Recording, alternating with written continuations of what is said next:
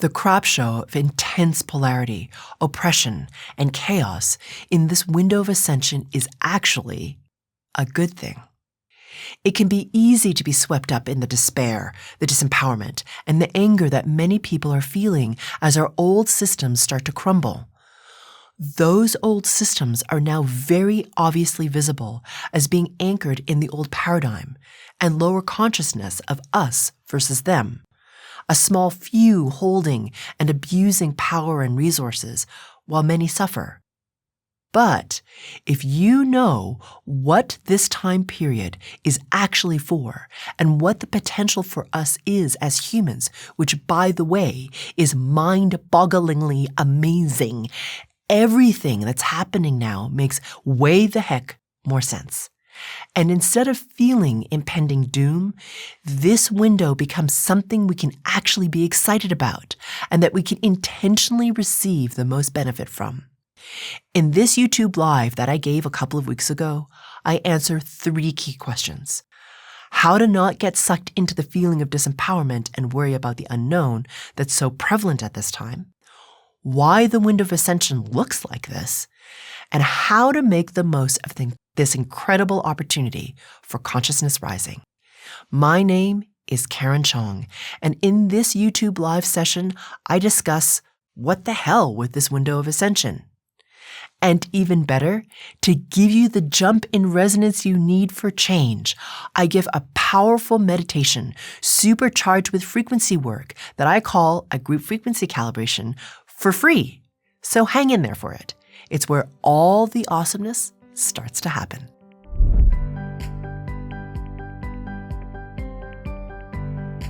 So let's go there, because right now it looks like the world is burning. Yeah. Literally, figuratively, metaphorically, whatever. Yeah. Looks like there's complete chaos. Our leaders are a disaster. They're pedophiles. You name it. Australia is on fire. Yeah. Italy is flooding. Yeah. I mean, there's just chaos. Iran, Israel, Palestine. Yeah. If you were to just feed into that all the time, that social media news feed, the news on the telly, the discussions that happen around tables and how terrible he is and how terrible he is and his politics and his morality and blah, blah, blah, you wouldn't want to go to bed in the morning. Yeah, I know. It's a lot. Right? Yeah. So where is the silver line? Because I'm also hearing this is the year. Yeah. This is when the chaos just rises and then burns away. Yeah. Do you believe that? Yeah, I do.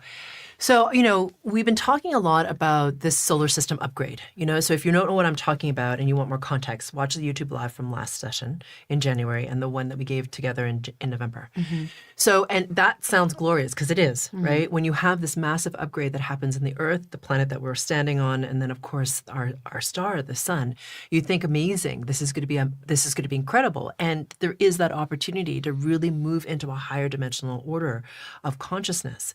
But in order for that to happen, there needs to be a purge. There needs to be a release of these lower level patterns that are like just entrenched in all of our institutions. So, there's so much uprising happening at this time on so many levels. Whatever country you look at, there's a lot of uprising happening, and then very extreme forms of repression happening in different places and in different ways.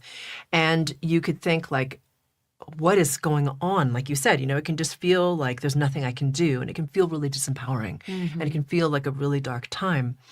But in order for us to be in that higher resonance of the 4th dimension, which is what we're moving into, we have to be aware of what it is that we've created in this dimensional order of resonance. Now, you might think to yourself, I haven't created anything bad, like I'm a good person. And I'm certainly not trying to suggest that you're not a good person.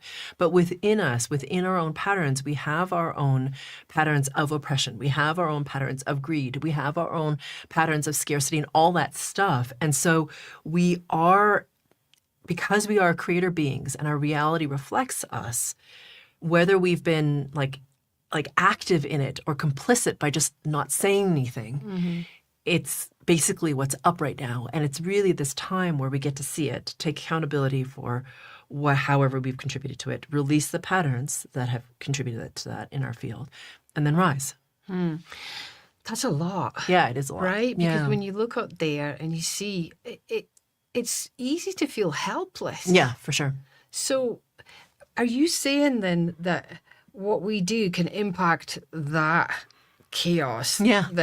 It's just so overwhelming. Yeah. Right. Are you saying that we can impact that? Oh, for sure. Just us as an individual. Yeah, and you can shift timelines and all kinds of amazing things. And so, just as an example, we have a client who's in the Limitless Potential Mastermind, and she's British and Israeli. Okay, so she's both English and Israeli. And a couple of weeks ago, she wrote into customer service because she wanted to get online for an IFC and then online for the Limitless Potential Mastermind. But she wrote in freaking out because she's like, they've been telling us that we have to go to the bomb shelters because Iran has threatened to attack. And so I might not be able to connect because, well, I'll be in a bomb shelter and it's not like there's super connectivity down beneath the earth and within this bunker thing. This is the thing I used to hear my granddad talk Yeah, I know. about. Like, nothing's changed. Yeah, exactly. Right, It's go the on, same thing again. Yeah. Right.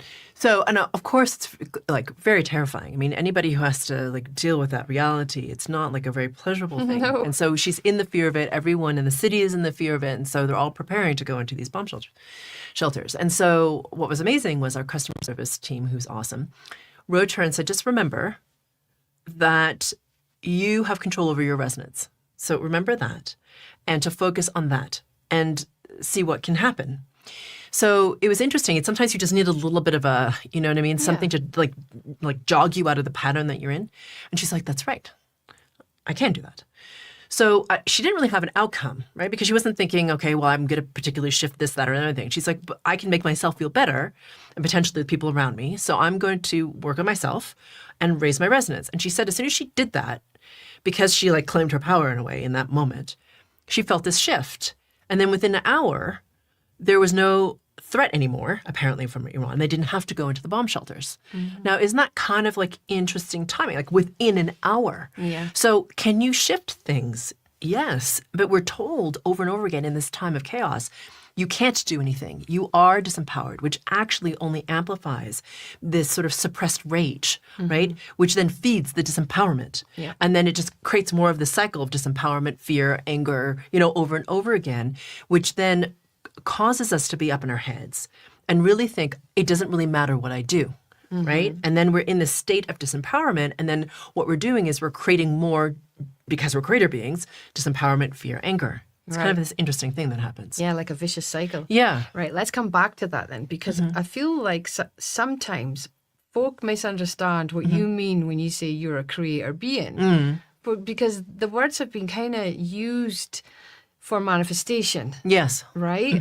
So I think what you're saying is the creation comes when you become aware or when your frequency drops. And then your reality sucks. Yes. Right? Because it doesn't matter if your reality hasn't changed.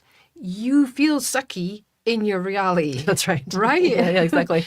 So the point is then, I think what you're saying is to create a different frequency within yourself, rise up, and then your experience of the reality is different.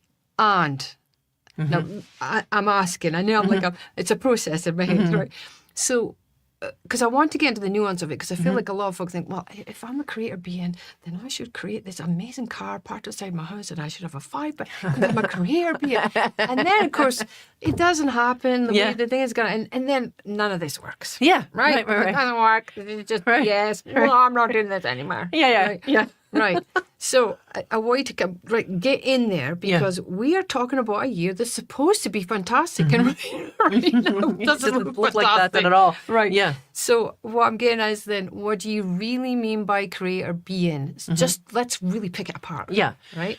So a creator being means that you recognize that you are source intelligence in form. Now, what the hell does that mean? So source intelligence, to me, is the creative energy, the impulse that creates, or the consciousness rather, it's not an impulse.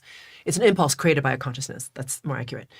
That creates everything in all the multiverses. Okay, so as much as you can possibly create, as vast, all the dimensional orders, all the creatures, all the consciousnesses, all the solidity, everything is created by source intelligence, including you. You wouldn't be animated. We would just be this like lump on the floor, right? Jello. And and then we would just be like lying there, not doing anything because we would be dead. Yeah. We wouldn't be alive. So without the source intelligence, there is no animation. Yes. Right? Okay. So I think we can agree that everybody is source intelligence. That's right. So source intelligence is creation. Okay. Now source intelligence is also neutral. Right? And so the thing is, for you, as you start to remember that you are part of this and the unique embodiment of this force, intelligence, consciousness that creates everything, part of you as a being is to recognize that as that aspect of you, you create everything around you. So it's funny because like you said with that manifestation, it's like I am thinking about my Lamborghini in my driveway and I have a house that's 5 bedrooms and 3 bathrooms and in this neighborhood, etc. Right? Like that's how we think of manifestation as humans. It's really funny. It's very linear. It's very focused on the physical and it's very limited. Yes. Now, the funny thing is, how it really works is as a creator being, if you're really truly in that state, okay, without like a ton of distortion, okay, let's just talk about it in this like sort of clarity. Yeah. You would, if you didn't have distortion, you actually would manifest in real time, kind of like, you know, the being that we know as Jesus Christ did, right? So there are all these miracle stories of like all of a sudden, forgive me because I don't know all the stories, but there's like a lot of fish and there's a lot of bread and I think there's wine where there was water or something. Wine. Yeah, exactly, wine. Yeah. So there's like more food and more wine, right? Okay. So and it seems to us like it's miraculous, right? Because he did it in real time. It was like, and more, you know what I mean? And then it came into being because that being is no different from us in the sense that he was aware of his creator beingness and he didn't have the filters of all the distortion, which tells us that we're limited, that we're not that powerful, that there needs to be a delay, that we're not worthy, all that stuff that we aren't truly source intelligence informed. He more clearly embodied that consciousness. And I believe he even said, you all are just like me. You just don't remember. Okay, I'm paraphrasing, obviously, because I'm not, please know, I'm not a biblical scholar, obviously. So, but the messaging is pretty much the same. You know, we are all creator beings. What challenges us is that we don't realize that we are creator beings. Everything is in response to the emanation that's you, which is a different way of saying frequency resonance. But the thing is, we're so caught up in our minds and we're so focused on the linear, like this is the way the reality needs to look, and we're so habituated to it. We create it over and over and over again. Like, of course, that's just the way it is. Or, of course, it's the way it will be. Or they will be. Or they should be. Or it should be. Whatever it is. So with our minds, we create all of this limitation and this stuff that is really quite frustrating for ourselves, which is yes, mind distortion. And then we have our resonance, which has been very low and very dense and very focused on the limited and the physical for a long time, often in distortion patterns that you've talked about already, like, you know, the fear, the oppression, the control, the greed, the scarcity, the whatever and the whatnot, right? Which isn't great. So the reason this is such an amazing time is for us to really have the opportunity to recognize that we are creator beings. Okay, stop there. Okay. Right, because that's the next question. I have to get it in. So this time, because everybody's saying it, to the point where I'm like, oh, good God, if I have to hear that again, right? You know, because it's not fair on the folk that haven't been doing this kind of work. Yeah. And they've done a different kind of work and they keep coming up against the wall. It's not fair, right, to say, in this time of ascension. Yeah. What does that mean to them? Yeah. But let's give real 3D examples. We know for sure that this planet and the solar system is shifted dramatically because there are planets coming into alignment that have not been in alignment since 400 BC, apparently. Okay. You know. Okay. I mean, I don't know the exact details, you know, and conjuncts happening that haven't happened in millennia and things like that. So there's definitely something physical happening. Yeah. And that you're saying is this window.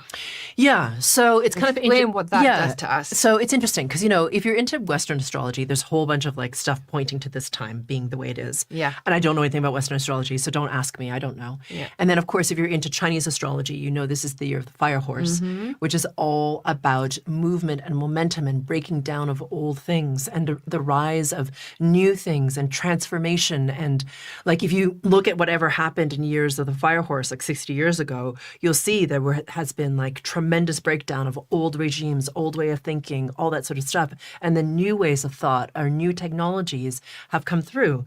So it happens, interestingly, every 60 years within, this Chinese framework. Yeah. And then, so you have all this sort of stuff in the astrologies, let's just say, pointing to this time, which happens to overlap with this massive upward shift in the solar system and in our Earth. And also, by the way, has been foretold for hundreds of years by the native traditions. Hundreds of years. Yep. They've been waiting for this moment in time. And Edgar Casey, no? Yeah, Edgar Casey as You well. reminded me of that, Chris. Yeah. Edgar Casey book. My dad loves that book. Yeah. And so he would always quote these things from it. I was like, oh my God, yeah, Edgar Casey. He came back into the conversation again. Yeah. So it's like a time that's been foretold. Yeah. So this window of ascension. So it's real. it is real. And Something about it is real. yeah, exactly. And I think you have to be really careful with social media right now because there's a lot of like 2026, the year of like massive breakdown. And it can sound really terrible if there's no context, you know, and in a way it is really scary, especially if you are somebody who tends to like edge towards fear, like, oh my God, I've got to like protect what's mine and I'm not going to have enough. And like, what do I do? And, you know, that type of thing. Yeah, because them words, breakdown. Yeah, it I mean, seems nobody terrible. wants a breakdown. Yeah, exactly. Yeah. Especially if like all of your savings are in the thing that's supposedly breaking down, right? Yeah. Like, how am I going to be okay? How are my kids going to be okay? So I totally understand all that. And at the same time, the systems that we have currently are really rooted in what we've been talking about that have existed for millennia in humanity, right? Like we've been talking about the greed, the hoarding of power, the hoarding of money, the oppression of a lot of people. handful of people Yeah, have it. yeah, exactly. Yeah. An oppression of many. So that has happened for a long time. And we are in this window where it's not okay anymore, right? That's why there's this breakdown happening across all systems, and there's so much rage percolating. Like it's kind of interesting to watch. There's a lot of rage and a lot of like outrage in particular, and used constructively, rage can like catalyze movement. Yeah. It can catalyze the toppling of something old into something new. And part of the reason for so much chaos and part of the reason for polarity is not only all this like stuff that's happening, you know, that the astrology is pointing to. It's really for people to get pissed off enough that they wake up. Because, you know, some people have already been looking for this, right? Like all of you guys who are watching have been knowing this within yourself for some time. Like you don't really need the catalyst of this breakdown to like be like, oh, gee, it'd be better if I perhaps saw a different way, for example, you know, or perhaps it's time for me to explore something different. Like all of you are here because you have been exploring something different, but not everyone is like that. And so you have to remember that this is a free will planet. So everybody has the choice as to what they want to do. Do they want to ascend in consciousness level right now, or do they want to stay where they are? And, you know, I've been knowing for some time that it's very, very likely, and who knows, because things can change at the last minute, that the third dimensional order will fall away and we'll move into this fourth dimension. Now, what the hell does that mean? I don't even know. You're asking my question.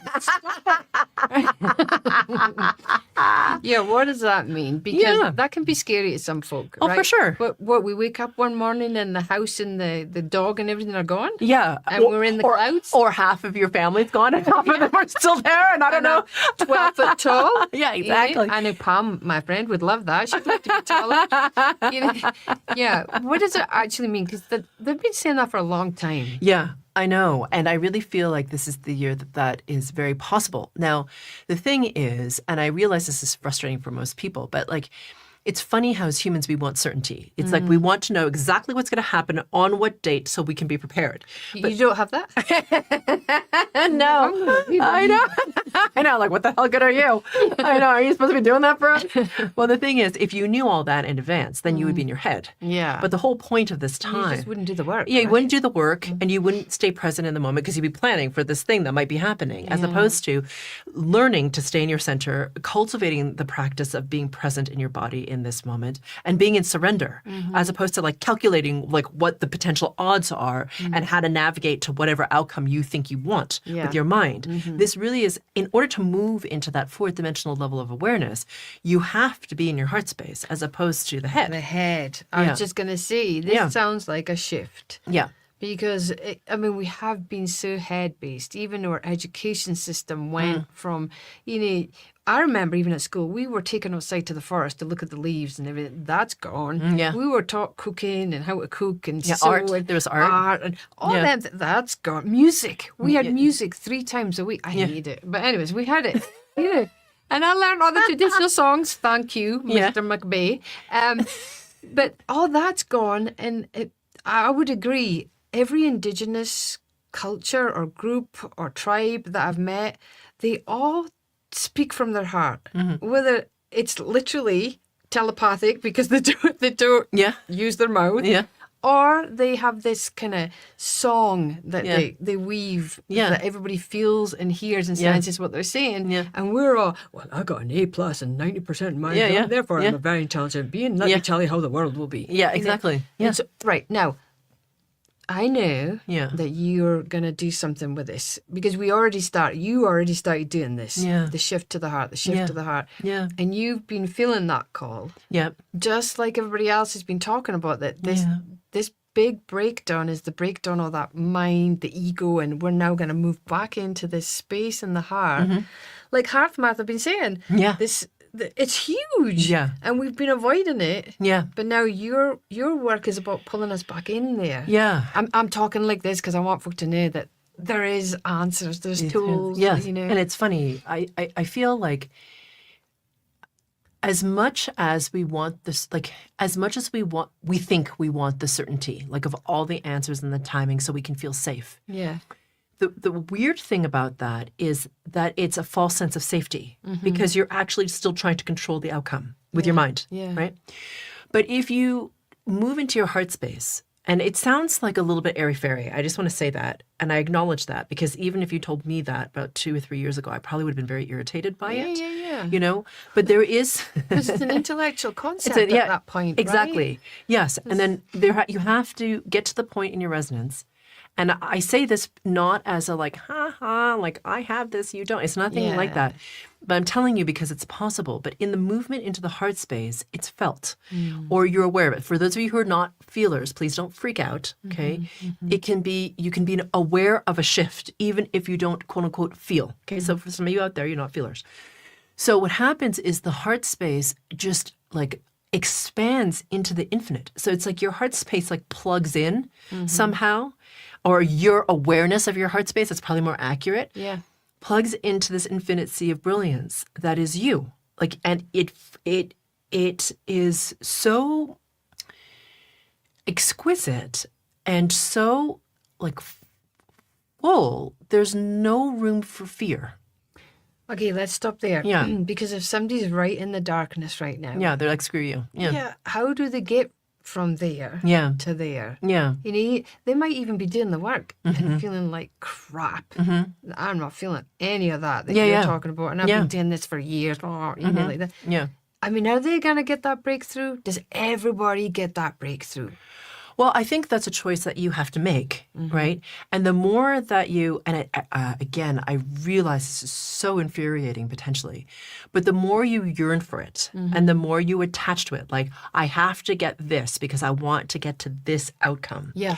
That's a very calculated choice. Now, I'm not saying that you don't have like of course I want to experience that, right? Of course you do. You're human. So that feels good. Yeah, I'd like to experience that.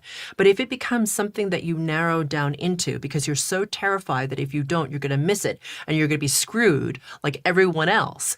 Do you see what I'm saying? You're not really operating from the calling of this higher level resonance. You're operating from the fear resonance. Fear again, the scarcity. Yeah, scarcity. I'm not good enough. I'm not going to make it. I'm going to run out of time.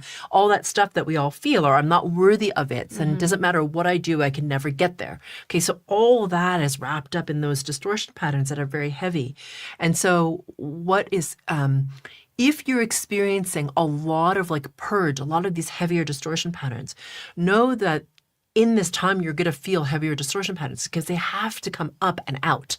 So it may be, and I realize that it can be frustrating because you're like, it feels like I'm not getting anywhere. It feels like it's just the same crap over and over again. So I just want to remind people, and it's hard because you may not be aware of this, but the layers of density around you, for some of you, with regards to some of the stuff that you have had challenge with, let's just say, is quite deep, right? It's like a lot of them. And for a lot of us, because we've been in those distortions and our lineage has been in those distortions and we think that they're true and we amplify them in our experience and amplify them with our focus and attention and we rail against them and all that sort of stuff, they get bigger and denser. And they're coming out now for you to release. Yeah. So I know it seems like heavy and like, oh my God, when this frickin' gonna end? I mean, I don't know. And it can feel like that when you're in it.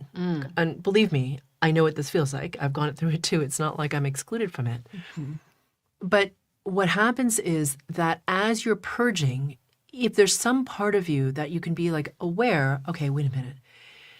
I'm aware that even though I'm purging and it feels really heavy and it feels like I'm in fear and it feels like I'm in darkness, is there a possibility that I can come into like stillness even, right? So maybe it's not like glorious brilliance, but some of you will feel this expansive stillness and you'll kind of just like take it for granted. That expanded stillness is you as your higher self. That expansive infinite peace that some of you feel, that's your higher self. That's you as infinite, indestructible consciousness. It doesn't have like a lot of, you know what I mean? It's not like super emotive. Like that's not what your higher self is doing. You know what I mean? Yeah. So I just say that because a lot of people think they have to have bliss, that they have to have joy, that they have to have expectation that they have the expectation that they're going to have, I don't know, angels singing and I don't know, whatever they think they're going to have. And so they just kind of dismiss when you have this really profound, deep stillness. I'm like, but that infinite peace is still you at higher self level. I mean, it's interesting, right? Because our minds will project, well, you got to have all these things. And if you don't have them, then you don't have them. And then you're not ascending, right? And now you're freaked out because you're missing the boat. And like, I don't know where the hell my bliss and my joy went. Like, wasn't I supposed to experience that? It's kind of interesting. So it's like, if you are starting to project into whatever your experience is of whatever you think you're supposed to be experiencing as you make this movement from the head to the heart, just be aware that that's your projection from your mind. Yeah, totally. And I would love to add that I found when it sounds like when I'm still in the process, but at the beginning days of it, I found when I was able to forgive myself, that was me then recognizing, oh, wait, because I would punish myself or think I was useless. This is crap. I can't do that. Why am I bothering? How come she's going to know? You know, that kind of way. But then it was almost like I gave myself permission to, that's all right. This is who you are right now. Just let it go, surrender. Yeah. And that for me was like the first hurdle. Yeah. Because everything else, now I recognize it. At the time I was like, but everything else was the mind. Yeah. Yeah. Like exactly. That. Yeah. And then suddenly there was this moment, I'm talking about the folk that maybe don't feel, talking to them. There was this moment where I just gave myself permission. Oh, this is who I am right now. Yeah. Well, that's okay. Yeah. It doesn't matter. There's no end destination, even though there kind of is. Yeah. There's no end destination and no designated time to get there. Yeah. I just got to do it in my way and just keep the focus that I want to keep my resonance high and I want to be the best version of myself, and eventually I'll find that space. Yeah. That's mine. Yes. Connection fully to that source intelligence that gives me life force. And that's it. That's all I want. Yeah, exactly. You know? And the funny thing is, I think the other thing too is because most of us don't have a lived experience of it yet. Yeah. Okay, I'm not saying never, just not yet. Yeah. You have to kind of like rely on what other people tell you it's going to be. Yeah. And if your experience isn't what their experience is, you can be like, well, I'm missing the experience. But it's not necessarily that you're missing the experience. It might be just that your experience is different. Yeah. And it doesn't mean that it's wrong. And it doesn't mean that you haven't gotten there. Or that you're better. Yeah, or less. It just means that you're having this experience. And the thing is, I just want to remind people of this. You are being guided by you, the higher self you, the source intelligence and form, that bit, the one that's infinite indestructible consciousness. Yeah. That part of you that is aware of exactly what's unfolding and is placing things in front of you for you to be aware of, to see, to grow from, etc. Now, sometimes you can kind of curse your higher self because you're like, well, this freaking just sucks. Like, why am I suffering? But we're really kind of conditioned to thinking of suffering, like our own suffering like that, and then we can like really rebel against it. But the thing is, at some point, you're like, sometimes when we're in the suffering, it's important for us to notice how we amplify it, how we stay in it, how we use it to excuse ourselves, how we use it to limit ourselves, how we perpetuate it, how we get attention from it. Yes. All that stuff. Secondary gain. Yeah, exactly, is there. And we're like, wait a minute. I'm kind of doing that. And I'm doing it to me. And you're like, oh, crap. You know what I mean? So I feel like... Yeah, what's the solution to that? Well, I think in that self-awareness, you can be like, it's a funny thing because it can be like either a moment that's disempowering or incredibly empowering. So you can choose to see it as like, well, I'm screwed then, right? Because I'm always doing this to myself. Or you could choose to be like, wait a minute, I'm doing this to me. Yay, go me. Yeah. Exactly. I noticed. Yeah, exactly. So that means I can change it. Yeah. Right? And that's the point. Yeah. It really, honestly, that's what the remembering is. It's like, I can change that. Okay. Right. Exactly. Yeah.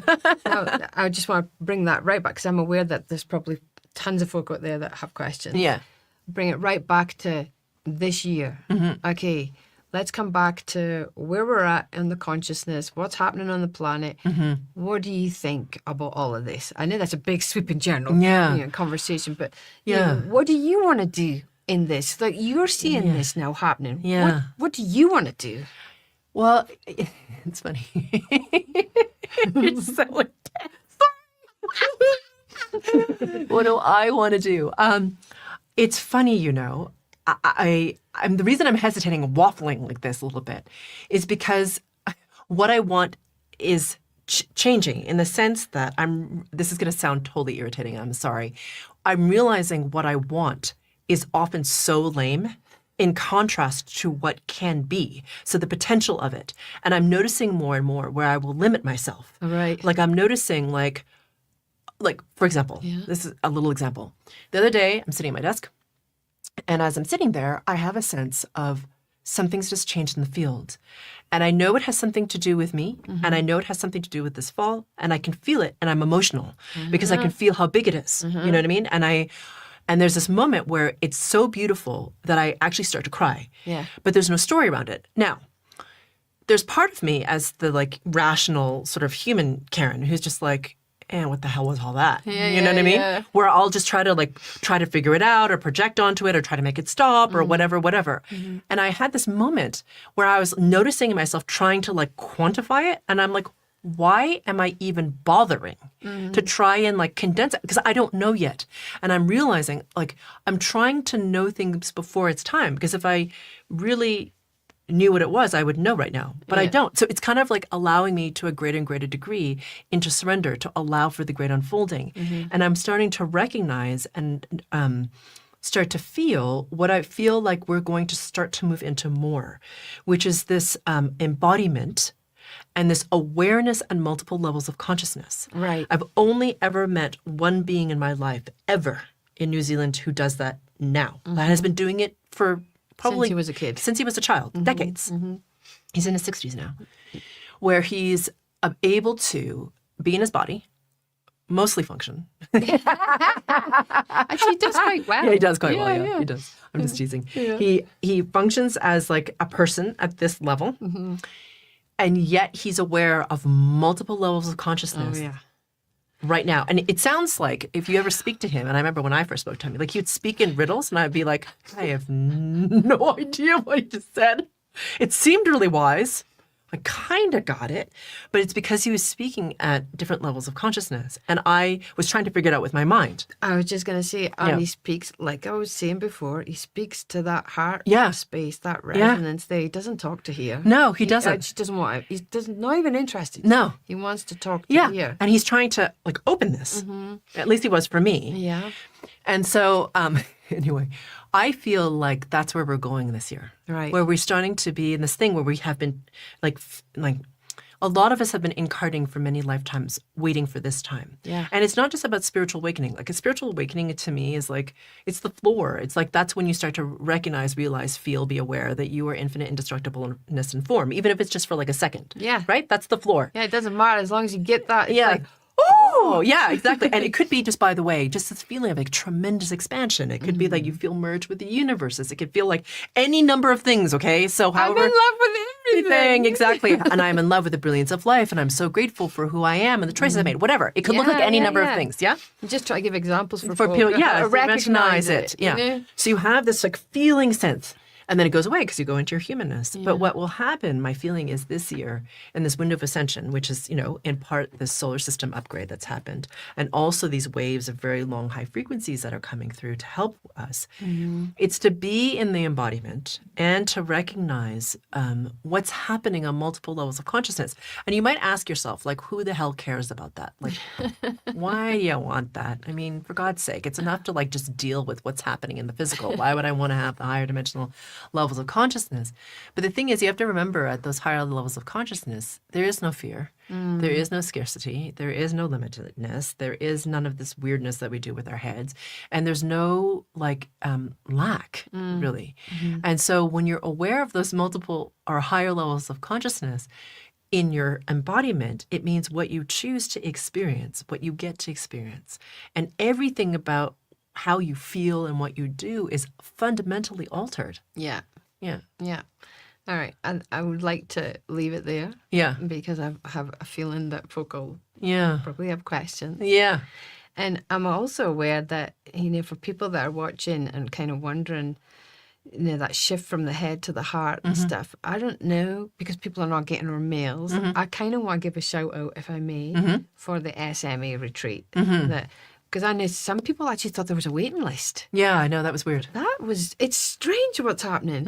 So there is a San Miguel de Allende retreat, and it is March, I think 19th to the 23rd. And it's all about dropping through the heart vortex. Because anybody who's been following Spherical Luminosity for a while, you know that I've been like heart space. I mean, I've been doing it relentlessly now for about a year and a half, preparing us for this time. Yeah. Because it's really difficult for us as humans to be like, okay, I'm just going to exit my head and all my preoccupation, stress, worry, fear, and drop into my heart space. Like it sure as hell was for me. So I don't think it's like a little like trick that you do. You have to, for most people, you have to like build up to it.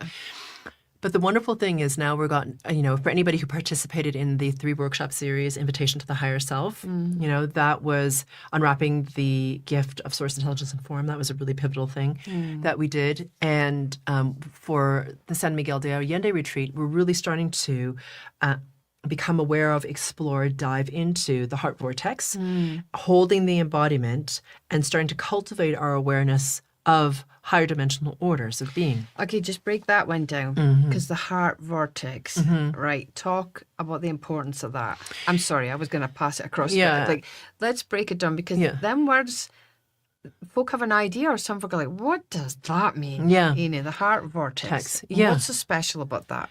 Well, in order to really stay anchored in the heart, because I don't know if anybody knows this, but sometimes it's really difficult to enter the heart space. You can be up in your head a lot, you're worried and all that type of thing. But once you have the activation of the heart vortex and you know what it is and you know what you're aware of it, it's easier to know that it's there and then to drop yourself into it. But the thing is, that heart vortex is really important because it's the anchor point or the access way or the portal or whatever you want to call it, gateway to the infinite, into multiple levels of awareness. So the thing is that's important about it is it's the bridge between you as your embodiment and you in terms of your awareness of these higher levels of consciousness that are you, not out there somewhere, but like you. Yeah. So you start to recognize, feel, be aware viscerally that it is already within your purview because it is part of you. And so when you start to have that heart vortex activated, you know it. You know what I mean? It's just sort of like all of this stuff is there. You know what I mean? It's not like it's never been there. It's always been there. It always will be there. It's just like our awareness of it. Yeah. It's not like we've changed. Yeah. We still have a heart. Exactly. And it beats to keep us alive. Exactly. So it's more than your physical heart space. It's about dropping into and anybody who's, like I said, done the invitation to the higher self, I mean, your bonus workshop was all about the spaces of the heart. So this is about coming into that vortex of the heart space to actually enter the quantum and actually hold the embodiment at the same time. It's a really spectacular and a very new way for us to be as humans. Because imagine if you could be in your humanness and have all the emotion and thought and the sensuality that you get to experience, and that sort of like very intense emotion that we get to have, and then not have fear in the same way. Yeah, you know what I mean? I was just about to say, because the beauty of being there is that you don't have that lack, that scarcity, that fear, that separation. Yeah, exactly. Because it's a separation as well. Yeah, exactly. It's huge amongst us right now. Exactly. Because then you recognize, like you said, I mean, I think it's very hard for people to understand, there is no lack. The only lack that you have is when you're here in your head. Yeah. Because your mind is finite and it thinks of only the limited. When you enter the heart vortex, it is only the limitless. Yeah. And so when you recognize, oh my God, like I am limitless, like I am everything. Yeah. Everything is me. It's just the sea of light. Like honestly, in my experience, like my little human concerns become very irrelevant. You're just like, oh. Because you recognize, like I'm going to use the word truth, and I'm sorry because it can trigger people, but like the bigger truth of who you are. Yeah. And I think it's really hard for us to understand because we've been so conditioned to being limited. You start to be aware of, no, your limitlessness, not from here as a concept of what you want it to be. Yeah. But actually as like, holy crap, this is who I am. Yeah. Yeah. And I'd love to just add in there, because the Heart Math Institute talks about this, that like you're saying, that the mind has this polarity, the heart has a magnetic resonance. Yeah. So there's never an opposite. It's just love. Yeah. And it's magnetic. So it just brings in more love. So again, that's kind of like the limitlessness that you're talking about. Yeah. But it's a higher resonating magnetic field. force, field, right? Absolutely. Yeah. And what's also amazing is that, and I'm doing a lot of this work in the Limitless Potential Mastermind right now because it's, the most advanced mastermind that I work with. And truly what we're doing in that group is like freaking like mind blowing. Like we just had one member said like, that was stealth. I wasn't expecting that. And it felt like I had my finger plugged into like an electric socket because I had all this energy running through my biofield and I had all this shift happening. And I wasn't aware of it at the time that we initially did the GFC. And then all this craziness happened. And for her, she's feeling all this shift in terms of her perspective. And like, it's a funny thing when the limited starts to dissolve because because it's the very foundation of what we think is true, but it's not. Actually true. It's not true. It is literally an illusion. I know. You've been gagged and blindfolded and now it's coming off. I know. It's really spectacular. Yeah, and so that's beautiful. What we're in this. So for 2026, I just know that in whatever way that I'm helping to catalyze that memory of that. That's what I was asking you. What do you want to do? Yeah, right? Exactly. So let's talk about what you're doing in 26 really briefly. And I promise that we should stop. You're going to do the San Miguel retreat in March. Yeah. And you are officially going to do a fall retreat now, right? Yes. So we are going to be doing a fall retreat. It's just come in, not a lot of details, but it's happening. Yep. All right. Yep. So that will be coming somewhat soonish. Along with all the courses that you already do and the free Mastering Your World, everything. Yeah. My God, there's not enough, Karen. Let's give these folk what they want. They want to ask questions. Shut up, Fiona. All right. So before we get to questions, we're going to be doing our usual live giveaway for those of you who have come on live. So thank you for joining us. If you want to I just want to mention, if you want to get a free month of Living Your Brilliance right now, I don't understand how people are dealing without it, honestly, because it is so important because the collective is freaking out right now, as it should be, right? I mean, you're just like, oh crap. I mean, we just talked about like the breakdown. Yeah. Most people are not okay with it. Most people are like, oh shit, right? I mean, that's what's happening. Yep. So the thing is, in this time, it's about holding your resonance. It's not about like, okay, I don't see them. I don't want to deal with it because they're bringing down my resonance. But it's more like, okay, can I hold my center? Yeah. Can I be aware of my own resonance? Can I strengthen? Can I be aware of my own resonance? Can I shift things? Can I pull my resonance up? All that stuff is so important, but you can forget You know what I mean? It's so easy yeah. to forget. I mean, so the thing is, living your brilliance is really important because not only do I have themes now per month to really help, Yeah. to pull your resonance up, but also to catch you before you like do this. Yeah, good. Right? So Low, right. Yeah. And then now you're spinning out and all this crap is happening in your life, right? Because that can happen too. I've been noticing it. Like the amount of like instability for some people, I'm like, wow, you are not in your center at all. It's like really, and it's somebody who normally has in the past been able to manage, you know what I mean? Yeah. Because there's so much like pressure right now. So anyway, what we're going to be doing tonight for the first time ever is we're giving away two Living Your Brilliance giveaways. I'm not sure how we're going to do that, Christopher. Oh, he's got it. Okay, well, He's the there you man. go. So if you want a free, okay, so if you're in LYB already, right, and you're like, well, I'm already in LYB. Well, we'll refund you, okay, for the month of February. So this is for the month of So now February. you can have lots of cappuccinos. So just type in hashtag LYB, right? So I'm looking at Chris. Are we 'cause he's doing not- that first? Well, I'm just telling you to do it. So whilst we're answering questions, if you want to have time, don't write your name. Don't write I would like to have. Don't write hearts. Just hashtag LYB if you want to be entered for the Living Your Brilliance giveaway. And Go, we're gonna- Patsy. She was number one. And then if you're in it, you'll be refunded. If you're not in it, you'll just write into customer service and they will grant you whoever the winner is. The two winners are. Okay. So now that you're writing hashtag LYB, which will take you all of 3 seconds, we're going to go to questions, which Chris is going to put up. Oh, God. See, I really need glasses. I can read that for you. Okay, you can? I'm just showing off. What does it say? For those who are not aware of frequency work and their patterns are getting louder, are their patterns releasing or just ramping up to bring attention to them to be released? Oh, that's an interesting distinction. It's the latter, actually. That's a really lovely distinction that you just made. So whoever that was, thank you for asking that question. Mark 444? Okay, whoever you are, wonderful question. Because again, you have to actually release them. Like you have to actually do the work to release them, whatever your modality is. Right? I've never suggested by any stretch that the only modality on the face of the planet that does anything is frequency work. Of course not. There are many different ways to do this.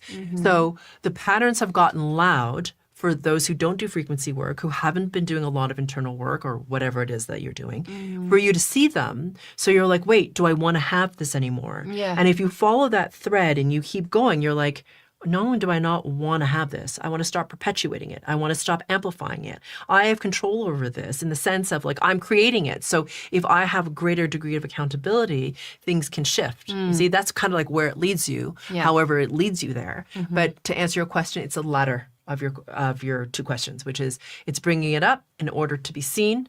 The clearing of it, however, is something that the individual has to choose to do. Right, that's the free will part, That's right? the free will part. Not everyone uses it. And you're definitely not a person that encourages, I'll do it for you. No. on. Yeah, exactly. Yeah, do it. Exactly. Because, it's your free will. It's your journey. Okay. So let's see. Can you give some tips for holding the frequency for longer periods, like holding the higher vibes for weeks and not leaking our power without having to go solo in a cave? Well, yes. And what I would say is it's not, well, to me, implicit in that question is the not liking when it dips. You know what I mean? Like when there's sometimes a dip. Now, I just want to reframe like a challenge. Yeah. Because sometimes when we have a dip in our resonance, we can be like, oh, that was terrible. Or I fell out of my zero. Or out of my center is a different way of saying it.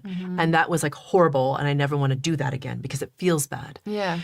But the thing is that sometimes you need to have those challenges to see where it is that you're still carrying distortion. So let me just give you a little example.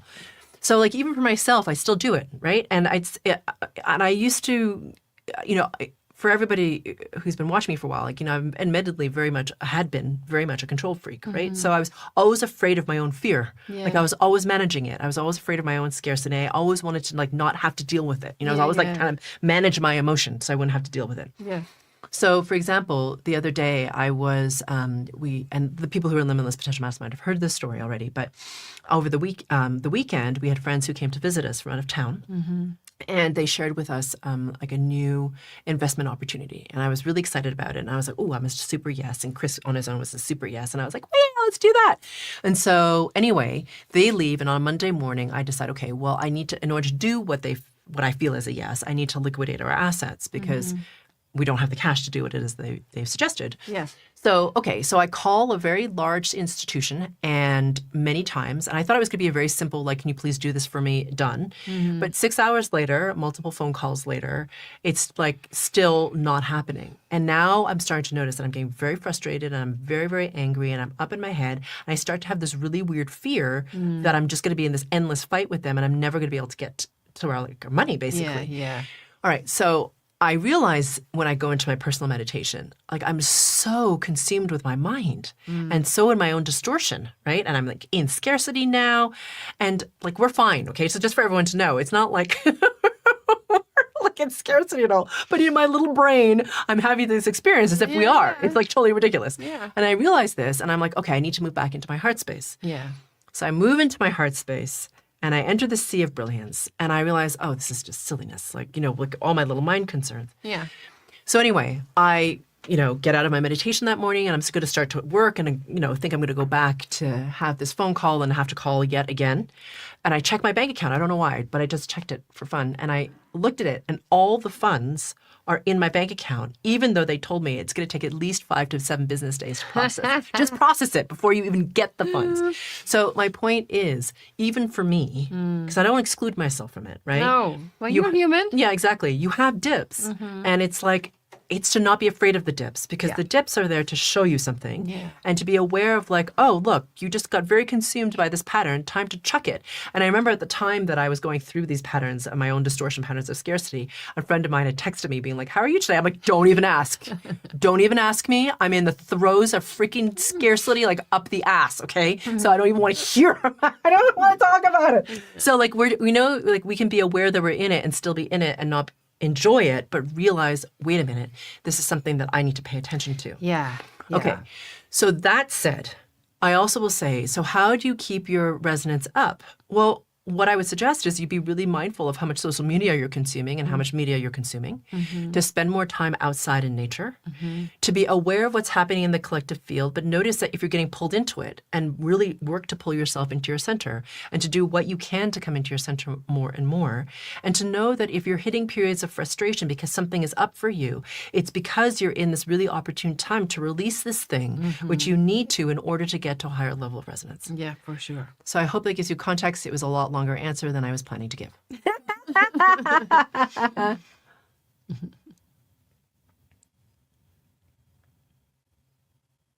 There are a lot of great questions. I think Chris is just finding one that is applicable to everybody.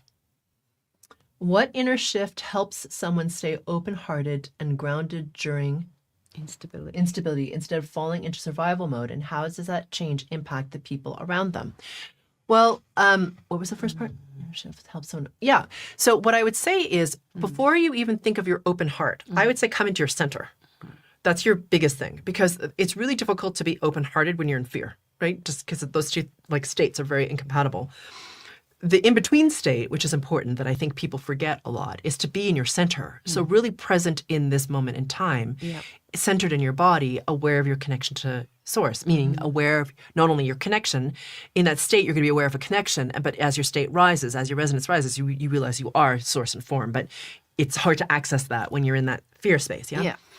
So when you're in this preoccupation, I think it's really important to really be centered in your body, to be aware of yourself first, because that's actually the main thing. So if you're having challenge with that, I'd listen to the Group Frequency Calibration.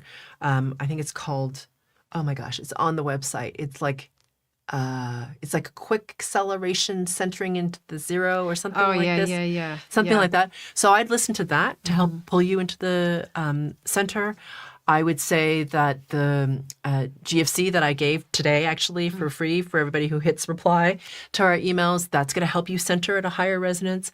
And just lean on those group frequency calibrations. Yeah. And do what you can to really minimize your exposure to things that are of a lower resonance, whether it's people, because sometimes, we have those people who want to share with you all the horrible things that are happening in the world, and they really want you to experience that with them. Yeah.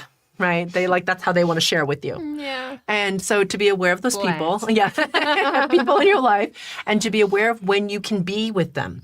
So I'm not saying you need to never see them again. No. But to be aware of yourself. This has to do with cultivating self-awareness. Some days are better than others, right? Yeah. Some days are more centered than others. So on those days you feel more centered, of course, you can be with them better. Yeah. And the days where you're not, don't. Yeah. You know what I mean? Stay away. Yeah, stay away. And then, do more things to nourish yourself. Maybe you need to have more time by yourself. Maybe you need to be outside more. Maybe you need to play with, your pets more. Maybe you need to, whatever it is that you need to do to help you stay in your center, that's what I would recommend, because the open-heartedness will come from being in your center. Yeah. And then from there, then your resonance can rise. But if you try to go from fear to open heart, it's not going to happen. It's too much of a stretch. Yeah. So just instead of beating yourself up because you can't be heart open, come into your center first. And when you're really present, aligned with the 0 point, then things can shift and open and start to rise in resonance. So I would say that. And how does that change impact the people around you? Well, if you just think about the people around you, if you're freaking out and depressed and sad, then obviously you're going to have a negative impact on people. Yeah. And you're not able to be as patient with them, to cultivate kindness and compassion with them.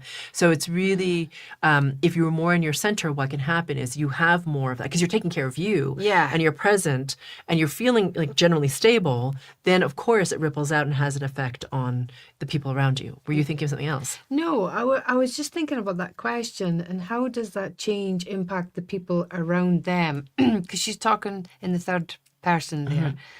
And I think it comes right back to it's being in your center and you don't worry about them. Yeah. Right? Exactly. Because if I sometimes find if I'm worrying about them, I'm now in my center. Yeah. It's never going to happen. That's right. Right? I just got to stay in my center and let the unfolding be. Yes, because they are going to do whatever they're going to do. And it can be really hard, actually, with people that we love, right? Oh, yeah. Especially if they're kids. Husbands. Yeah, exactly. Whoever. We all have people we love, right? And that we want to be well.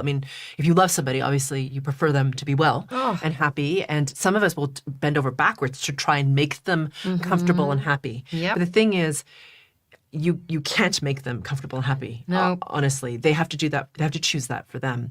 So the more that you are modeling, as you say, being in your center, it's sort of for them, they're like, oh, wait, mom or my beloved or whoever it is modeling. Okay, oh, wait, I can do that too. Yeah. And then they can make the choice to shift as well. Yeah. Which is really awesome. There's a lot of surrender in that one. Excuse me. Well, there is another question, I think, yeah? There's quite a few. Yeah, there's a lot. Jeez. Nice one, people. Do you want me to answer the one that's been... Oh, okay. No. Can the purge cause one to not want to do frequency work or be in our center? Yeah, absolutely. Oh, yeah. Yeah. We were just talking about this the other day. Yeah. This little pal, I was laughing at myself. I'm like, nah, I'm not bloody doing it. This is a BS. And even when I was being pointed out and I knew, I'm like, I don't care. I just wanted to have that moment of, you can't do that on YouTube. Yeah, exactly. Let me sulk and stomp my feet. Yeah, exactly. Yeah, so the purge can definitely cause you to not want to do frequency work because your ego mind is... Let me explain what's happening. Your ego mind is in resistance because your ego mind wants to stay like the dominant force, right? It wants to be the one that's right. It wants to be the one that's better than. It wants to be the one that, is the center of attention and all the time and running the show. And once you start to move into your heart space, your ego mind isn't all that. And it can kind of really be pissed off, and it sounds weird that it's separate, it's kind of this sort of consciousness, but it is a consciousness Oh, yeah. within you. And so it Yeah. can kind of throw these temper tantrums about like, I don't want to, and this is silly. And, you can go into resistance. And so it's funny when we go into resistance like that. And it's to be aware that you are in resistance and that you're having a titty tantrum or whatever it is that you call it. And to be like, okay, and then give yourself a break for a bit. Yeah. And then allow yourself to just be in it for a bit. And at some point, there's going to be an aspect of you that's like, okay, enough. That really doesn't feel as good as the other stuff. Yeah, exactly. And then you'll move out of it. So to be patient with yourself as you're doing this, to give yourself grace. And yes, that can absolutely happen. It's just that human moment, Yeah, right? yeah, And we all have it. It's okay. Yeah. As long as you remember. Yeah, exactly. Come back. Come back into your center. That's why I'm saying open-heartedness is hard. Coming back into your center is a much easier threshold to come into. And if you're there, you'll feel better anyway. So, okay. And then, Chris, which one do you want me to answer here? Oh, this one. Okay. And then the person that you have written down? Okay. So if we cannot afford the retreats, how will we go in this heart vortex learning? What else can we do? Oh, that's a really good question. Well, what I would suggest is that it's interesting. That's a very,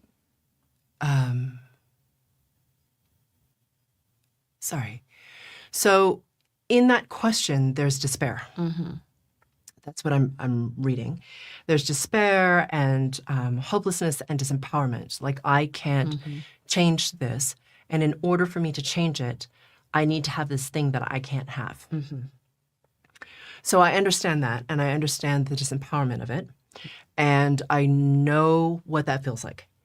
And what I would suggest is you have a lot of tools available to you that I give for free or that I've given for very little, like in the 2-3 workshop series I've given so far, which were for 11, like 111, which is, accessible to most people. And to use those tools, because the thing is, ultimately, whatever your experience, it's really about coming into the remembering of who you are. And that isn't in any particular pathway. You know what I mean? Like, there's no, it's not required that you be aware of multiple dimensional orders of resonance and be embodied in order to have the remembering of who you truly are. Those two things aren't the important thing is the remembering. The other thing, which is what I'm talking about, is the potential of what we can embody if we choose to. And that is something that is, for me, really exciting.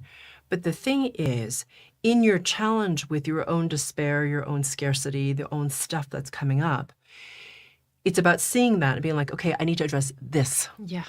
Because before you can even get to the stuff that I'm talking about in terms of the embodiment and the multiple levels of whatever, awareness, dimensional orders of resonance, you have to clear this stuff, which is implicitly, I am not a powerful creator being. I don't have authority in my space. And I understand why you feel that way.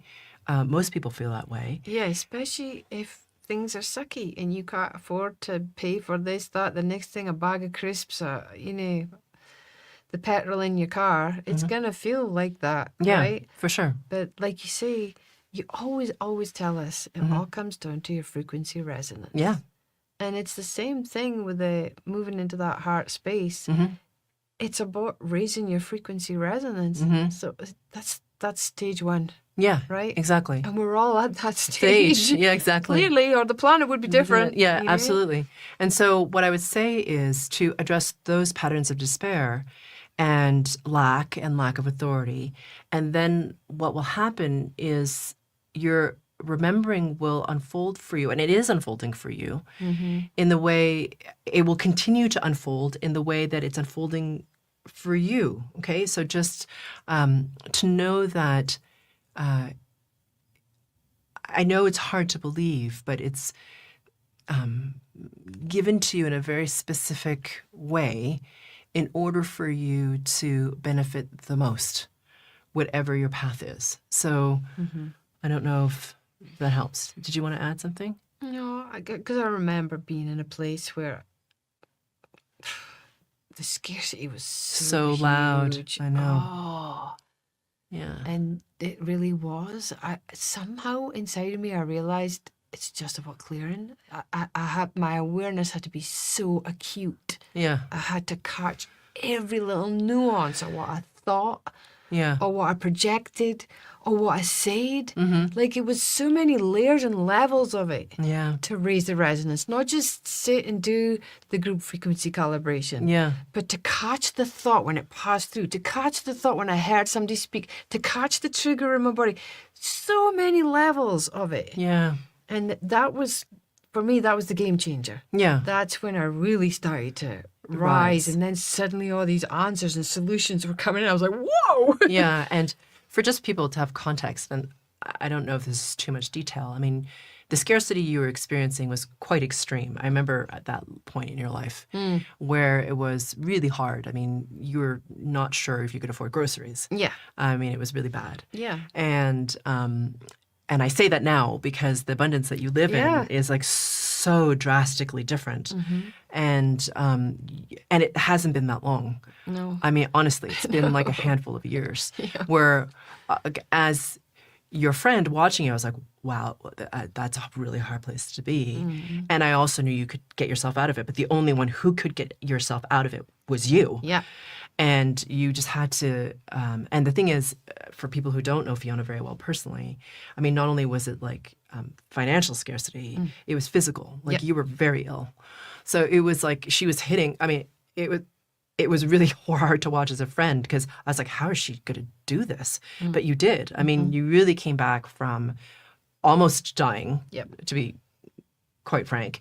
And then also teetering on like really hardcore, not good financial situation to really being in this abundance where your body is strong and you're living in this place and now you have people cleaning your house and you get to go on vacation. And you I'm running. Yeah, exactly. And you're running and you get to take people on vacation with you and it's just a really different experience. It totally is, and I can totally relate to these people that are in that place, and it really is came all down to that awareness, and you just keep on doing that group frequency calibration because it was the thing that I just kept in training, and each time I entrained, I caught another thing. I reacted to another. I was like, oh, there it is, right, you know, and just kept. It's like just keep doing it, you know. Yeah, it does work. Yeah. All right, one more question. Sorry. Any modality you would suggest for confirming delusions when I feel like I can't delete the strong pattern like low self-worth? Oh, any modality. Do you know about the confirm the removal GFC? Yeah, I don't know. Yeah. So I would say that it's difficult to do a confirm the removal just with your mind. It's not sufficient. Yeah. It's not sufficient. Just to be clear then, you created a specific group frequency calibration that you gave for free. Yeah. And it's about helping somebody catch the pattern and learn how to push it. Yeah, exactly. Right? To release it out of your field. So most people do not have a sufficient resonance level to be able to do that. And if you're using your mind just to say, I want to get rid of it, it's insufficient. Or it doesn't work. It would have worked by now. Exactly. It just doesn't work. You actually need the resonance from the group frequency calibration, especially at the beginning. And that mastermind that was there, I mean, that was a huge mastermind. Yeah. And then it continues to grow because everybody who joins, in linear time, it just adds to the mastermind in the eternal now. And so it's a really powerful thing. So I would say be sure that you listen to the group frequency calibration that is on the website. I gave a whole Mastering Your Worldly Frequencies on the process of how to confirm the removal. So I watched that again. That again was free. A lot of this is available. And you can write into info to get the GFC itself. Yeah, exactly. Yeah. And then also that we gave Mastery and Momentum the 6 core essentials. And so I gave the confirm removal at different levels of resonance. So you could use that. And the thing is, I think that people have this misunderstanding that like once they've confirmed the removal, it should never happen again. Oh, yeah. Right? Like if they've done it properly, it will never come back. Yeah. For some of you, that's the case if you don't have a lot of layers of that distortion. And if you're surrendered enough to allow for it to leave. But most people, especially when they start, aren't at the level of resonance where they have the authority to confirm the removal of many layers at one go. Yeah. And the lack of attachment, meaning the surrender and neutrality required to allow for many layers to go, because they're so afraid of the pattern itself. They're afraid that it's going to come back, it's going to continue to haunt them, and they're afraid of that power dynamic. So for most people, they can't confirm the removal because they doubt their own authority to release it. Yeah. So you have to get to the point in your resonance where you actually trust your own authority to release it, so that, you have to release enough of your patterns to get to that point where you're like, okay, it's just gone. And the thing is, as you confirm the removal more and more, that authority grows. And that's why when we gave power, authority, sovereignty, that was last fall, that was part of it, right? This has to do with your authority as co-creator. So if you're having a sticky pattern and you're confirming the removal and you're like, oh, it's coming up again, it's to choose something different, right? It's to okay, so just as a little summary for people, and anybody who's done Invitation to Your Higher Self, I outlined this twice. Okay, so the steps are, just for summary, be aware of the pattern. You don't have to be able to name it. You can just feel whatever the thing is, right? You know what it is. It sucks. I mean, I think you're all quite clear on what the hell the pattern is, right? Okay, the thing that sucks. All right, so you're aware of it. Then listen to the group frequency calibration, confirm the removal of it. So meaning you use the resonance to help you to push it out of your field. Yeah. Okay, so then after you listen to the group frequency calibration, this is the important bit. Yeah. A trigger will come into your life. Will trigger that same pattern that you just released. You're like, oh, there that little sucker is again. Good times. In that moment, either that moment or a little bit later, when you realize that you had a response, to realize that you had a response and that you can change it, then that is when you choose something different. Either internally, meaning you're internally, how you feel about it internally shifts. What question you ask yourself shifts. Where you put your focus, is it going to be in your head or is it going to be in your heart or in your center? All that stuff is an internal movement. No one else sees that bloody thing except for you. That is enough of a shift in terms of choosing something different. Or it could also be an external thing, meaning an action, a behavior, words, that type of thing, right? So a different choice. Yep. So those are the steps for confirming the removal. You have to choose something different actively. You have free will. So what you're doing is you're using your authority as co-creator to release it. So if you're not doing all those things, you're sort of doing something incomplete. So, and remember that these things are layers. So remember I just told you my story about the thing I just talked about? Well, I mean, it's not like I've never worked on scarcity before. Okay, just FYI, right? I mean, I've worked on that. It's been a really big pattern for me. But I mean, was I able to release it in a very short period of time, just a few minutes, and have everything radically shift within hours? Yeah. Well, that's because my resonance is high enough. Yeah. But I'm not really different from you. I've just been clearing for longer, probably. Okay? So hopefully that's helpful. All right. Did you want me to answer anything else? No. All right. Great questions, everyone. Now, if you want to receive emails in your inbox about the new podcast releases, which always include a free group frequency calibration meditation, or when I go live for these YouTube lives, then please be sure to subscribe to become a Spherical Luminosity Luminary. Only Spherical Luminosity Luminaries are invited to our special community events, like the 3 workshop series that I just gave for the smoking insane price of $111 for those 3 full workshops. Oh, plus the bonus. Plus the bonus that I gave. Plus the Telegram. Exactly. That was huge. It was huge. Yeah. So things like that, right? So only if you're a Spherical Luminosity Luminary do you get access to all that stuff. So if you want to receive any or all of the stuff that I give, plus the free Moving with Ease into a Higher Resonating, More Abundant You group frequency calibration that you receive for signing up, you can subscribe at the very bottom of our homepage at sphericalluminosity.com. All right. But make sure to write yes first to the Gmail. Yeah, oh yeah, right. Don't forget when we send you the email next week to hit reply and say yes. All right. And then you'll get also this other free cool GSC. Or you might never get that, other email. Exactly. True. All right, guys. So we're going to pull now for our 2 winners of Living Your Brilliance, because that's a $200 prize. I don't know. It seems pretty good. So, okay. Chris is going to do something fancy, I think. I'll just take a drink because I it sounds like a bit of a frog. Poor Chris is listening at me going, in the background. Ooh, here we go. Do-la-la-la-la-la-la.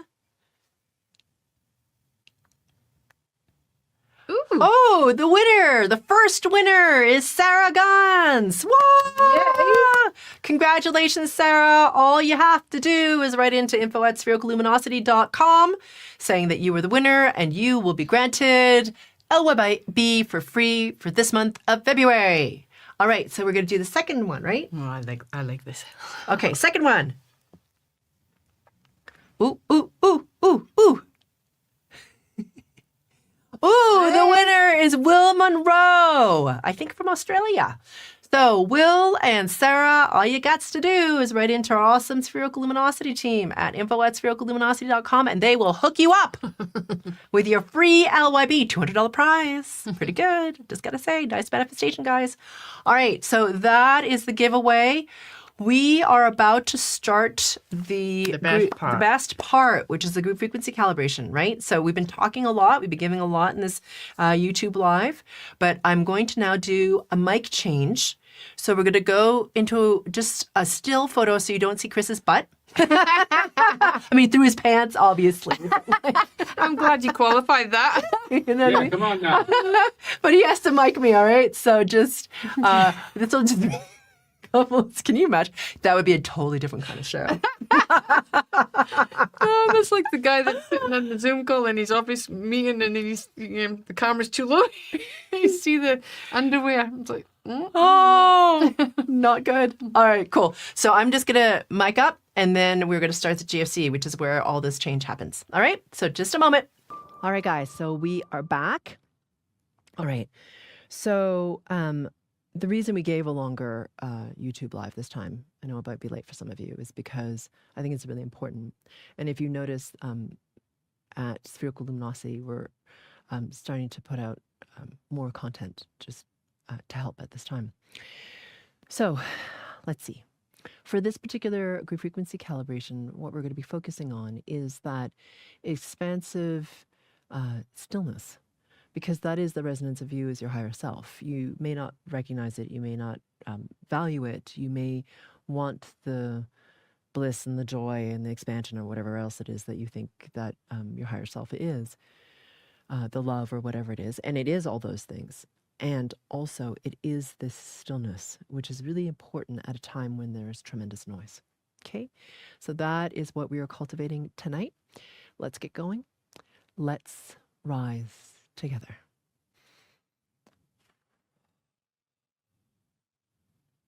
Settling in.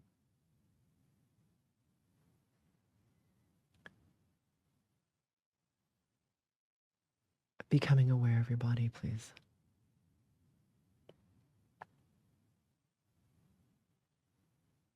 And as you become aware of your body,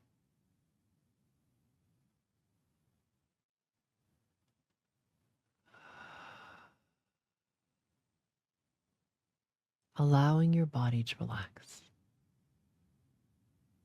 to come into more ease,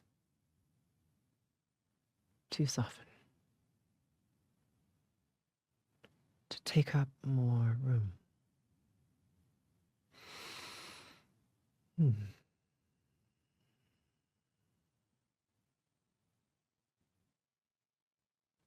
Good.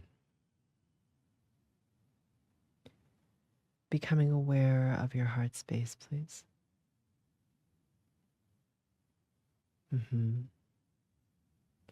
And first, what we're going to do in order to access our awareness, our knowingness, our feeling sense, our knowingness of us, our higher self, we have to be aware of where we are in space and time. The reason for that is because you're aligning yourself with your own consciousness as it fractals out through the prism of space and time. You don't need to understand that. All you need to know is that your awareness of where you are in space and time matters. Okay?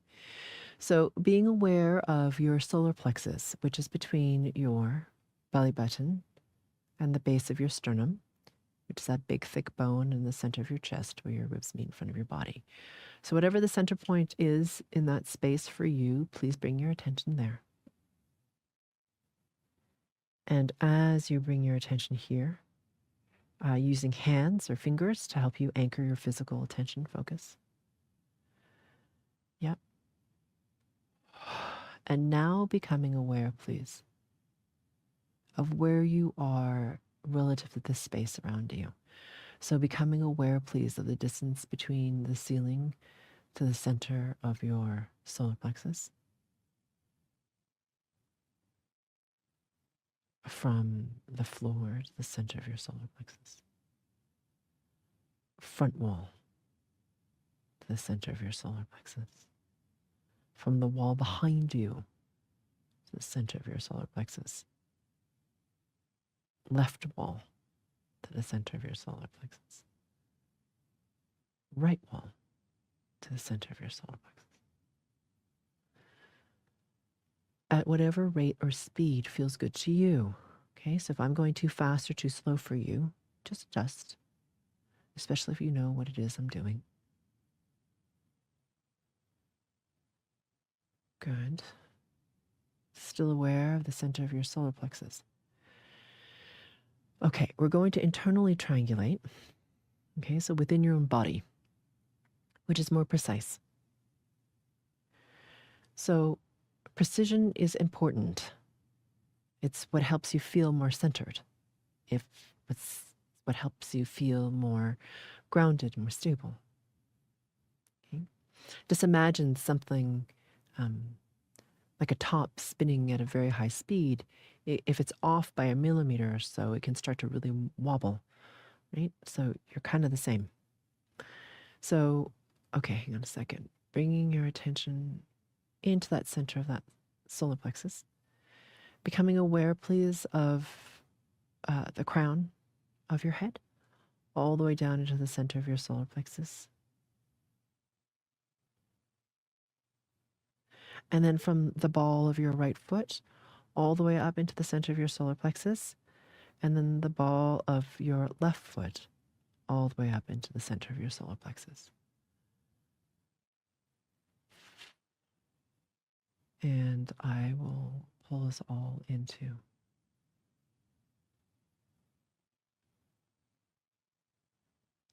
the 0 point even more.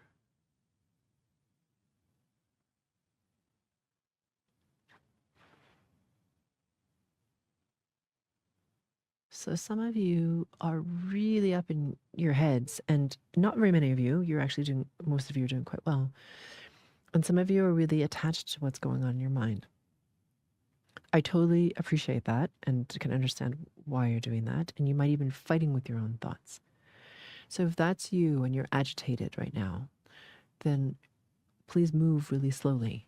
Okay, use your body to help you come into the present moment of linear time. You don't have to stay still or static. You can move.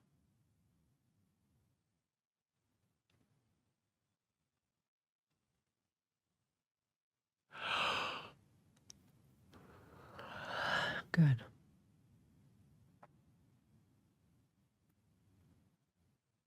There we go.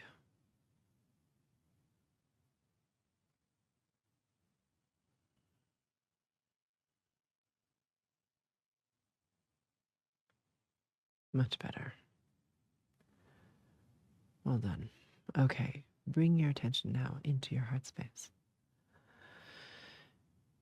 So I am now asking a new question. So you can use the question I've used before for those of you who have been following Spherical Luminosity for a while. And that question used to be, how can I become even more aware of my connection only to pure source? Which is a wonderful question to ask. And I'm also asking myself this new question. So if you feel like this is a good question for you, please go ahead and use it. And if it's not, then use the other one. And the question that I am asking myself now is, how can I become even more aware that I am source intelligence in form?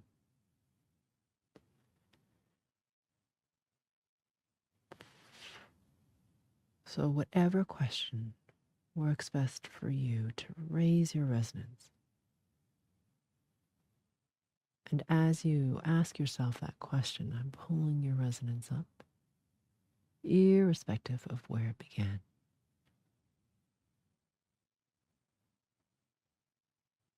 And if you can, imagine, sense, feel, and become aware of a brilliance from deep within that becomes brighter, stronger, more expansive. Good.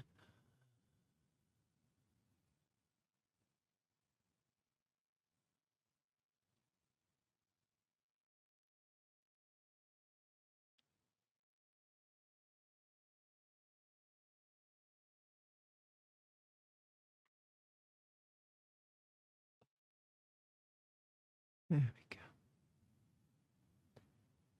And bringing a small portion of your attention, like 10% of it, imagining, sensing, feeling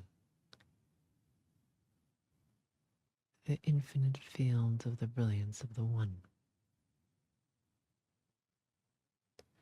Noticing how it interweaves with, intermeshes with, overlaps, and is intrinsically part of the brilliance that is you.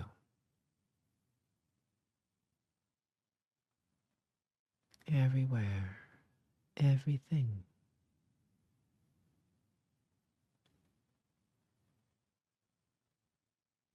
Good.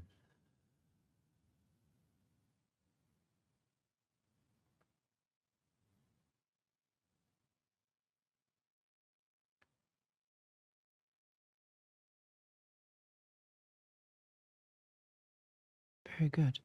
Bring your attention, please, to the center of your heart and right into the center of your solar plexus. Okay, so there is a lot of frustration and chatter and irritability and impatience, not just with others, but with yourself. It's interesting what's happening right now. And with time. And, why aren't things happening the way you think they should be? I get it. There's a lot of that right now. Okay.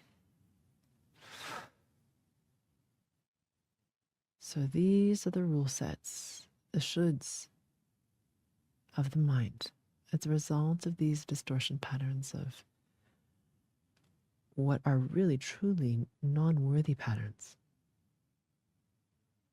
of the limitlessness that is you. I know it seems weird because you can want that limitlessness, but we have so much distortion around non-worthiness, lack, being enough.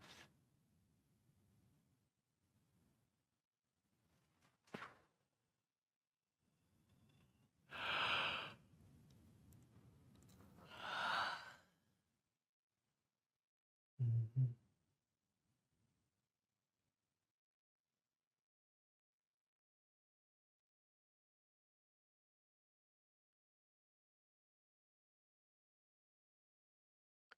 Imagining, sensing, feeling, please, a beautiful, brilliant blackness starts to wash through your body, through your field. This is the brilliance of the void, the resonance of absolute dissolution and absolute potential. There we go.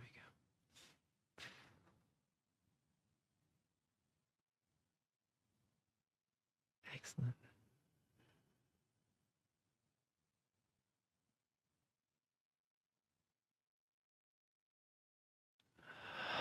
Good.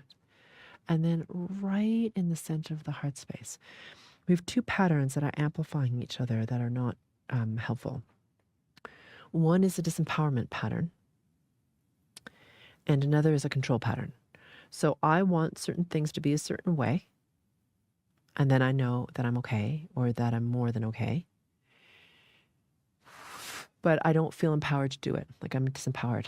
And it feels like I'm not doing things on my own. I don't feel powerful. So it's funny how your higher self will provide for you. So you think in your little ego mind that you have to do something on your own, and therefore you will be empowered. But when you raise your resonance, people come in at the right time. Or perhaps even if it's like a GFC comes in and it's available to you even, that is yourself helping yourself at a higher level. Or something that you hadn't heard before that inspires you and it snaps you into a different perspective. So we are very constrained in how we think of helping ourselves. And so we often will like discredit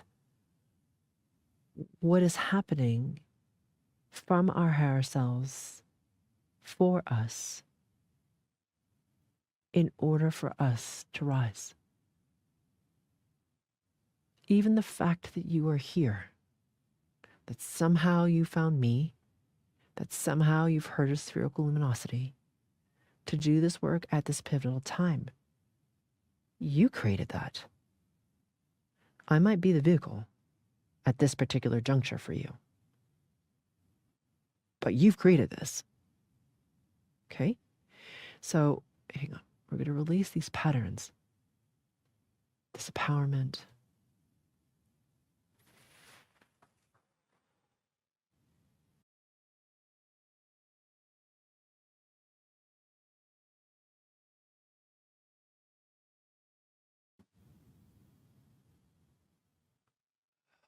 Good. It's very limited perspective of even what your power is. There we go. Good. Imagining, sensing, feeling, please, this really beautiful, clear, crystalline light expanding through your heart space, all the way out in all directions around you.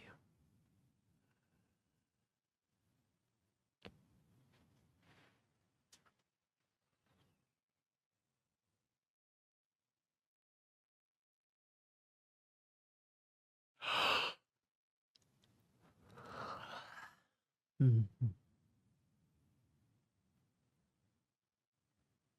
Good. Bringing your attention, please, to the base of your groin and right into the center of your solar plexus. Right.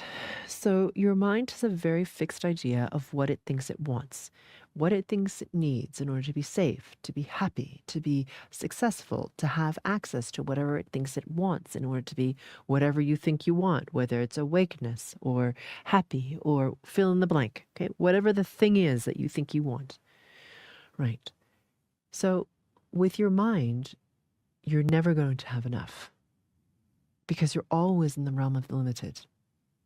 Forever.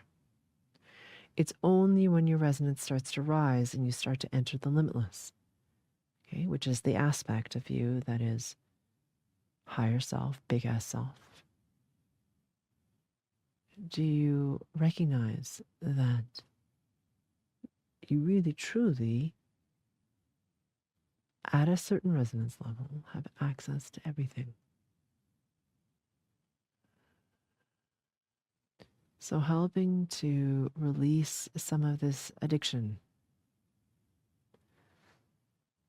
to these mind distortion patterns of this very fixed way of seeing the world.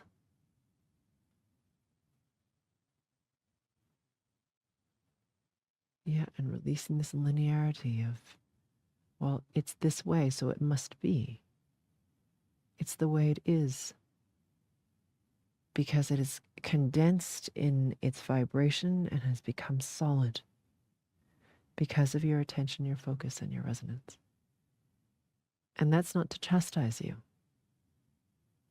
It's for you to recognize how powerful you truly are and that you can change things. You're just remembering.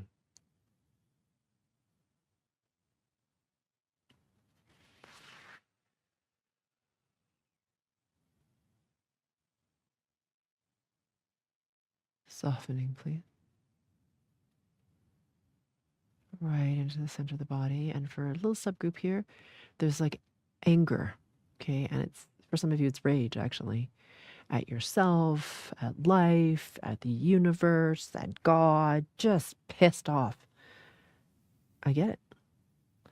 So, of course, you can hang on to this forever. And you can also become aware of it, allow yourself to have it, to feel it, and then to release it. All of it is within your option, basically. Again, you're much more powerful than you realize.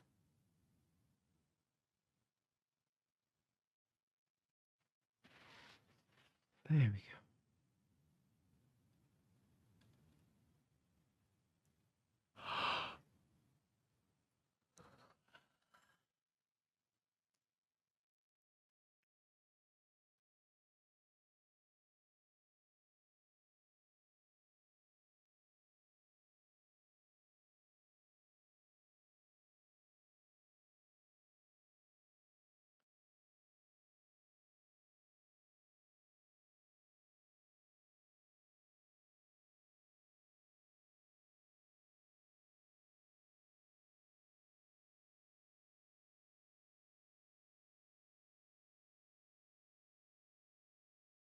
Good.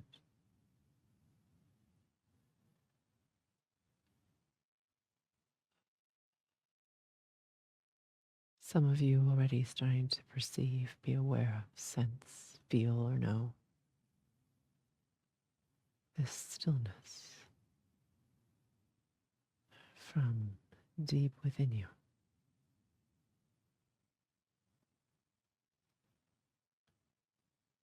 Becoming aware of your heart space, please.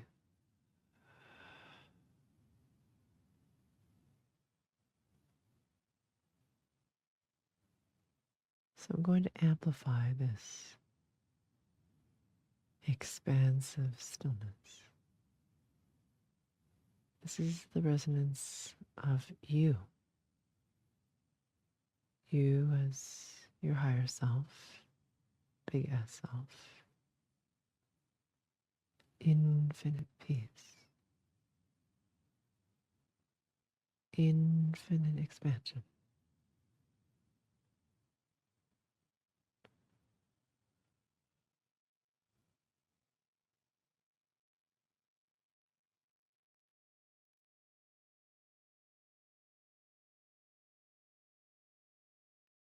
And even if you have occasional thoughts, you can just, push them aside for now.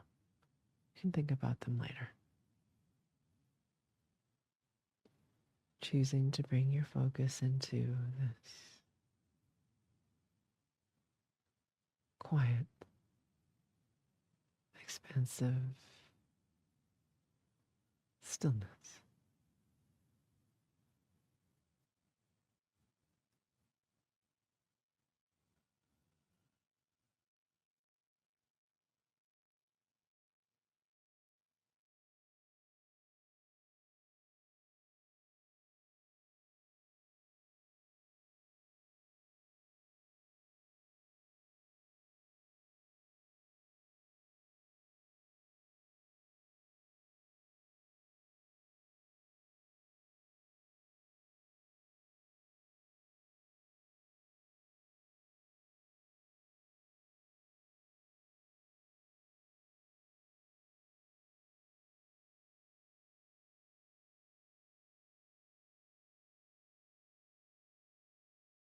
There we go.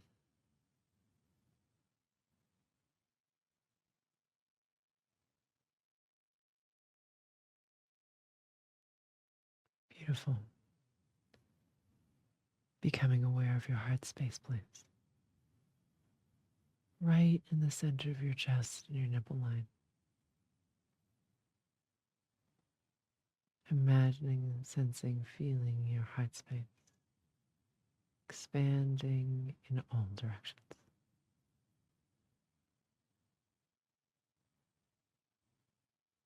And as your heart space expands,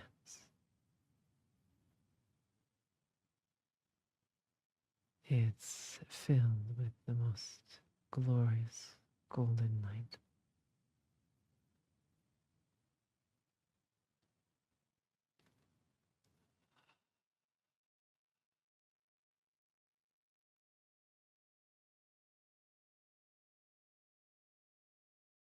Good. And now for a moment, imagining, sensing, feeling, please, the heart space of Mother Earth, the planet on which you live. Her consciousness is what gives you form.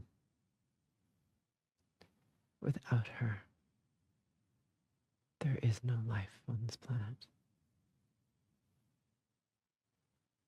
So for a moment, being aware of her heart space and asking for her permission to connect to her heart space. It is, after all, respectful.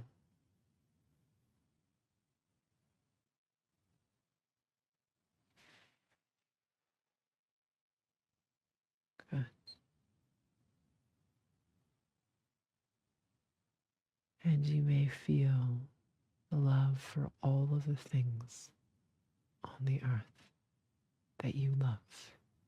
All the waters and the animals and the rocks and the trees, all the plants,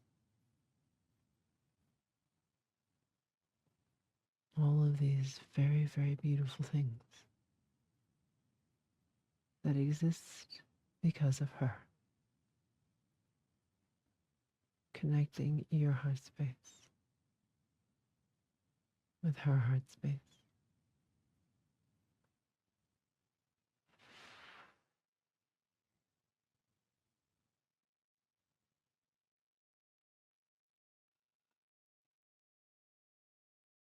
Giving you more stability.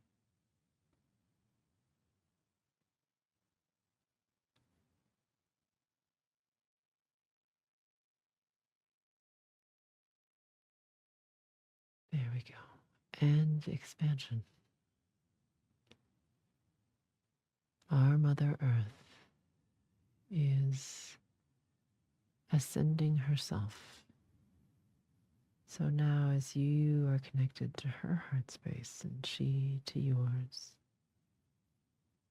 creates this extra stability, greater expansion.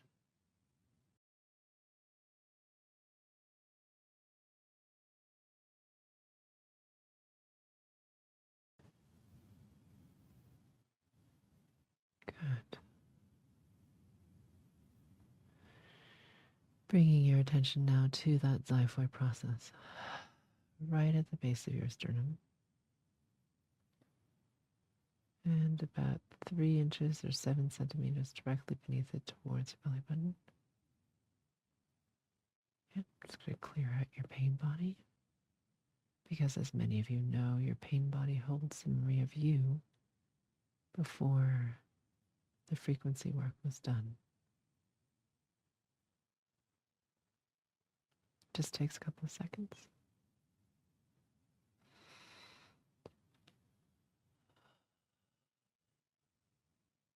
Good.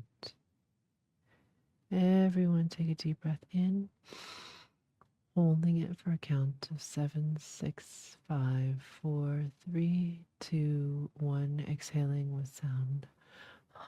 Holding your breath out. 7, 6, 5, 4, 3, 2, 1.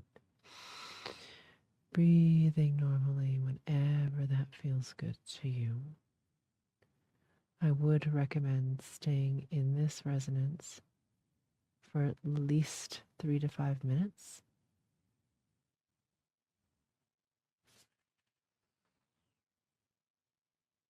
Yeah.